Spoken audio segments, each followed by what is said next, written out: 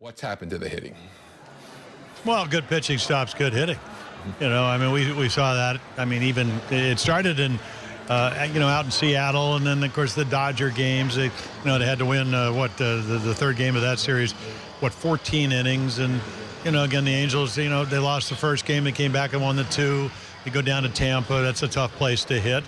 And, again, I mean, I had something like tonight going into 12 for 77 with runners in scoring position. So, again, they just haven't been able to get the clutch hits. And then when you don't hit home runs, something the Yankees did tonight, you're going to lose. But, again, I mean, it happens. There are ebbs and flows.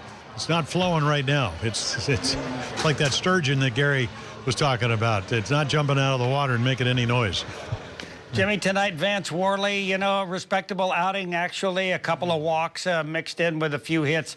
I think he only gave up like 4 hits or 3 hits the whole time he was out there. And it wasn't a bad outing, but it turned out looking like that. Well, it does because you don't score any runs.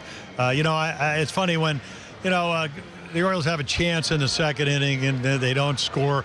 Evaldi actually pitches very well through the first 5, getting the first guy out. But Gregorius had a terrific bat. I mean, there's a way, and you know this as well as I do, Rick, where sometimes guys earn walks, and that's what Gregorius did.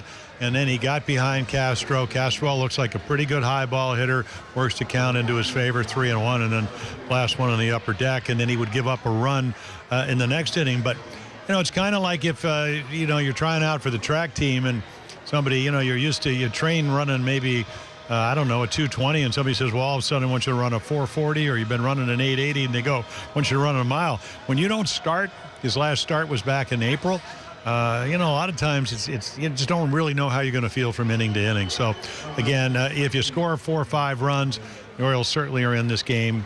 Maybe they pitch a little bit differently or have different people pitch as the game progresses. But, again, when you're not scoring, everything looks pretty bad. And then, again, and this is not the first time the Orioles have gone through not hitting with runners in scoring position. And as good as the Red Sox, they've even gone into slumps back in May where they just didn't have a real good offensive month for a period of time. So hopefully it'll change. And, again, you lose. It's a great opportunity for the Yankees. Hey, they're behind. They win the first 2 games, and now the Orioles have to turn it around tomorrow. Well, Jim, as always, we appreciate your comments, and we'll be chatting with you tomorrow when the Orioles play Game 3 of this series against the New York Yankees.